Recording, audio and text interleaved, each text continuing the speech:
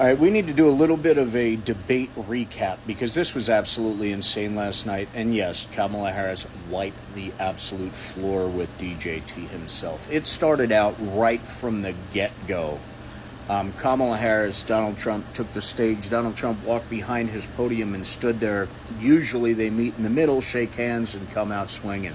Kamala Harris walked right up to him, shook his little tiny hand, said, "Kamala Harris, nice to meet you. Let's have a good debate."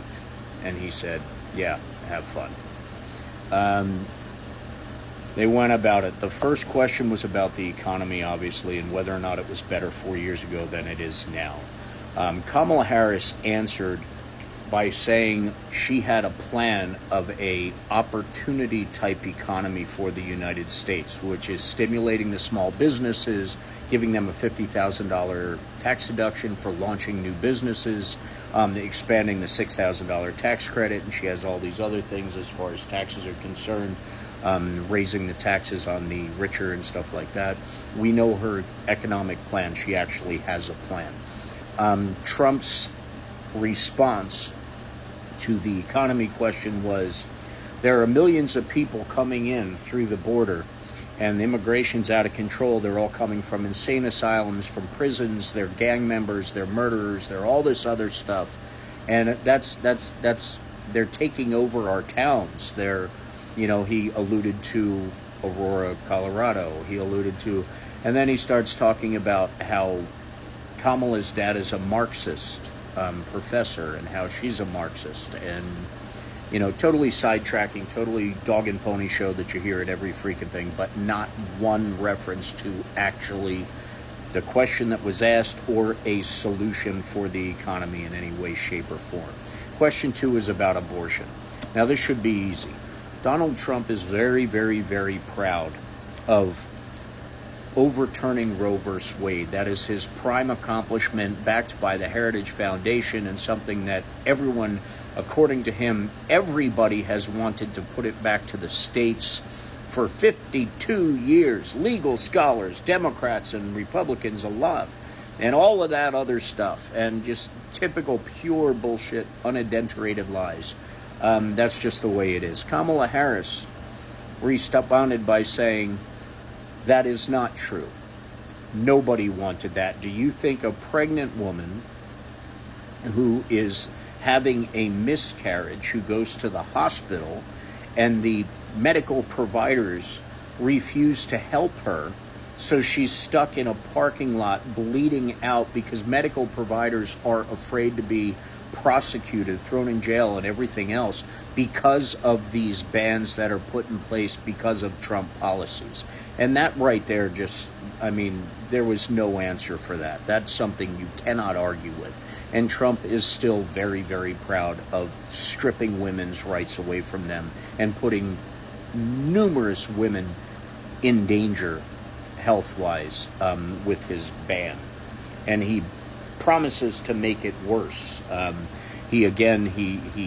He stressed the states having the right to choose, and it being on the bill in the states, so everyone can vote for it in the state they're in. And that should solve the problem. But we know as this went, the states aren't really listening to the votes. They're doing what they want to do, and they're putting in such right-wing, crazy-ass laws that these women are showing up at hospitals bleeding profusely. A woman with twins was trying to have more children with her husband, and one of the twins passed away inside of her, and she wasn't able to do anything with it, and actually put her in danger and put her ability to have more children in the future in danger. These are real life things that weren't in the debate, but they're real life ramifications of Donald Trump's actions. So Donald Trump, it went back to economy and all that other stuff. Donald Trump went directly to student loans and how the student loans were a failure and how they're just probably trying to give stuff away. It's his back and forth just played everything except answers, everything except solutions, and just pointed out his same old tired bullshit rhetoric. Kamala Harris invited people to his rallies, told people what they would hear at the rallies is what they're hearing at the debate. which is the same bull crap with Hannibal Lecter and, and windmills and whales and electric boats and all this other stuff. And you'll notice at his rallies that people are leaving early. They're getting up and leaving. And that is obviously where you see Donald Trump. The size of the crowd size, all of that matters most to him. Ratings, everything else, he has to be first. So this really, really pissed him off. And his response was about having the biggest rallies in history, the biggest crowds in history, and how Kamala doesn't have these crowds, and the crowds she has are bussed in and they're fake and all this other stuff, and they're being busted, and people don't leave my rallies. They enjoy my rallies. They're all that ego. And as he's talking about how awesome his rallies are, he goes right into the immigrants in Springfield who are eating dogs and cats and pets, and how heartbreaking it is that people have to worry about their pets and their dogs because, they're getting eaten by Haitian immigrants, apparently. I was happy because he was fact-checked on occasion, not with every lie, because apparently he lied 34, 35 times,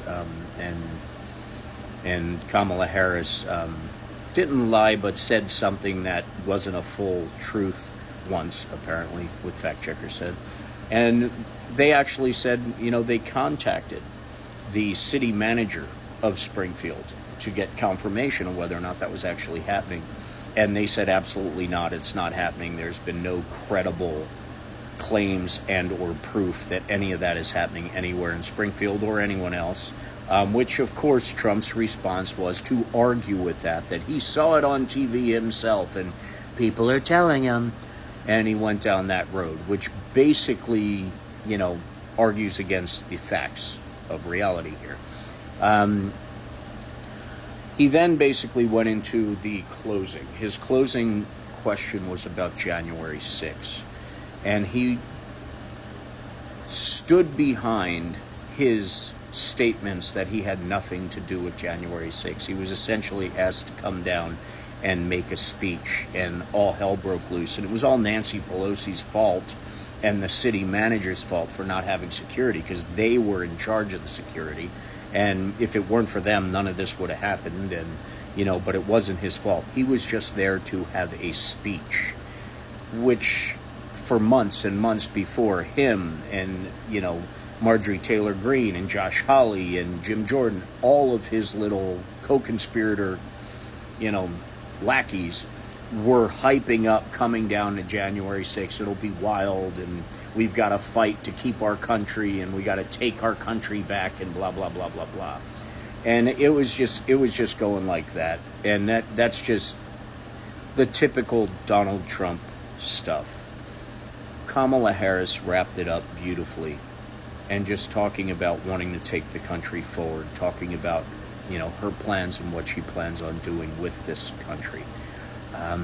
This was a very, very stark contrast between the bullshit we've already been through, watching a rerun that we didn't really like much the first time, to actually having hope, actually having an opportunity to make this country better and to try and unify this country.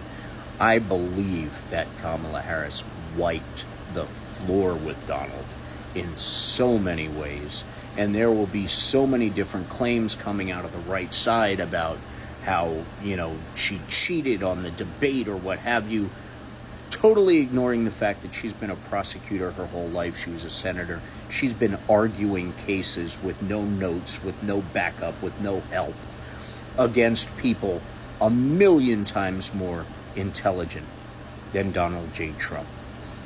So when you're facing an opponent like that, you're not going to need any help, because you didn't need help with actual billionaires that are actually smart people that you prosecuted in your past. So yeah, Kamala Harris won hands down, and it was only accentuated by a post from Miss Taylor Swift proudly declaring her support and her vote for the Kamala Harris team. So thank you, Taylor. God bless you all.